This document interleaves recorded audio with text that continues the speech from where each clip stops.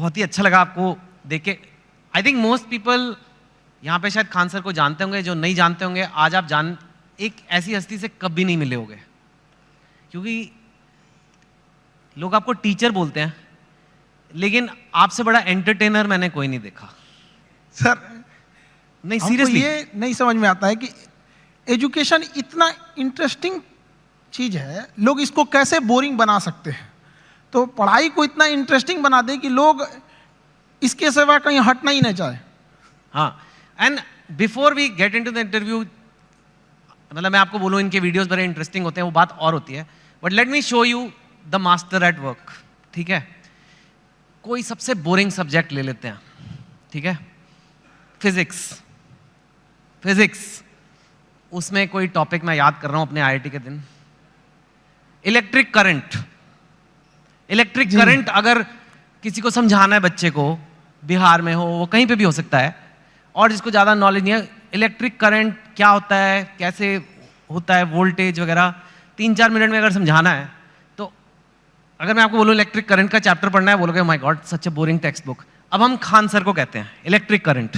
Sir देखिए, हम लोग को जो पढ़ाना होता है तो उसमें एक एक्सपेक्ट ये भी होता है कि लड़कों को एग्जाम में पास करके एग्जैक्ट नंबर भी देना है, तो हमें उस एग्जाम के पॉइंट ऑफ व्यू तक पहुंचने में एक अच्छा खासा टाइम लगता है। लेकिन समस्या क्या आ जाती है कि हमारे सामने बच्चा जो पढ़ के आ रहा है, जो गांव से आ रहा है, तो कई ऐसे गवर्नमेंट स्कूल या फिर ऐसे जगहों से वो पढ़ के आ रहा है कि जिसका स्टैंडर्ड एकदम मतलब हम एवरेज से भी नीचे समझ जाते हैं। तो सबसे पहले तो चैलेंज हो जाता है उसको ऊपर लेके आना वहां तक। तो एक इलेक्ट्रिक करंट जैसे आप बोले वहां पे, तो लड़के जब शुरू में आते हैं तो उनको ये नहीं समझ में आता कि एम्पियर क्या चीज़ है, वोल्टेज में अंतर क्या नहीं समझ पाते, तो उनको समझाना काफ़ी चैलेंजिंग हो जाता है। तो वही एक छोटा मोटा कि हम लोग ये समझते हैं कि जब हम लोग पढ़ते थे तो हमारे दोस्त हमें अच्छे से समझा देते थे, और वो देहाती भाषा में समझाते थे, और टीचर लोग एक स्टैंडर्ड फॉलो करने लगते थे। तो हमें ऐसा लगता था कि मेरा दोस्त ही ज़्यादा जानकार है लेकिन ऐसा नहीं है कि टीचर के पास नॉलेज रहता था, बट बताते नहीं थे। तो हम लोग के पास जब लड़के आते हैं इलेक्ट्रिक करंट के लिए, तो उसको क्या समझाएगा आदमी कि एक इलेक्ट्रॉन एक छोटा सा पार्टिकल होता है, वो कितनी ज़्यादा आ रहा है, कितना ज़्यादा आ रहा है वो संख्या में दिख रहा है, कितनी भीड़ आ रही है, वो भीड़ उसके लिए एम्पियर हो गई, कितनी भीड़ आ रही है, और किस प्रेशर से भीड़ आ रही है वो उसके लिए वोल्टेज हो गया। अगर 220 वोल्ट है तो उसका प्रेशर अलग, 440 है तो उसका प्रेशर अलग। तो जहां भी हम लोग भीड़ से निकलते हैं तो क्या चीज़ होती है, दो ही चीज़ें होती हैं, भीड़ कितनी है और किस स्पीड से निकल रही है। तो जितनी ज़्यादा में भीड़ है वो उसका एम्पियर हो गया, जिस प्रेशर से निकल रही है वो उसके लिए वोल्टेज हो गया, जितना ज़्यादा होगा वो। तो इससे क्या होता है ना कि लड़के को पहले समझ में आता है कि नहीं वो रिलेट कहाँ करना है, फिर धीरे धीरे तो वो चीज़ें उसको एग्जाम तक तो पहुँच ही जाएगा, लेकिन उसको अपने पास हौसला ना खो दे शुरुआत में ही, इसलिए उसके एक फ्रेंड की तरह बताना जरूरी होता है।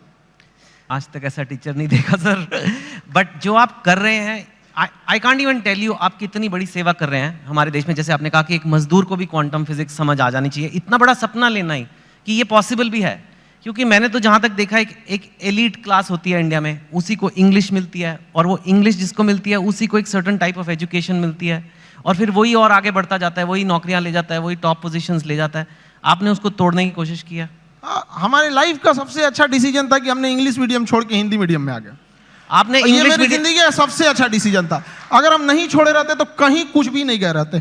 क्या पढ़ रहे हैं हमें नहीं समझ में। हाँ जरूर है कि इंग्लिश मीडियम में या फिर जो आजकल के स्टैंडर्ड है उसमें हम जितने पैसे खर्च कर रहे हैं, जितना इंफ्रास्ट्रक्चर कर रहे हैं, तो अगर हम हजारों की भीड़ अगर किसी चीज में लगाएंगे तो एक दो तो सफल होके आएंगे ही आएंगे ना।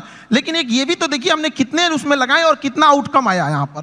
तो हिंदी मीडियम के आप स्कूल में, हमारे यहाँ पे एक स्कूल में हम जब पढ़ रहे थे सरकारी स्कूल में, तो ऊपर से टूट के गिर गया था छत, थोड़ा सा तो फूट गया सर यहाँ पे मेरा। अब बताइए वहाँ के लड़का सबको तो पहले दिखना पड़ता है कि मेरा बिल्डिंग कैसा है। तो ये सब भी तो मायने रखता है वहाँ पे। तो ऐसा नहीं है कि उनको जितना हम लोग अगर मोटिवेट करें या अच्छा एक चीज़ और भी है, लोग सफल होने के बाद ना इंग्लिश को ज़्यादा प्रीफर करने लगते हैं। तो ऐसा लगने लगता है कि इंग्लिश ही है बहुत बड़ी भाषा ही है। ऐसा नहीं है, भाषा बाधा नहीं होनी चाहिए, खास करके एजुकेशन में। जी हाँ बिल्कुल। आपका बचपन कैसा था? मैंने सुना है बहुत मतलब पैसे की कमी रही, ये वो, कितनी आपने गरीबी देखी है काफ़ी। मैं जानना चाहता हूँ क्योंकि लोगों को पता लगे कि आपके बैकग्राउंड के लोग भी कितना ऊपर गए हैं, तो इसके लिए ये बताना ज़रूरी है कि आपका बचपन कैसा था।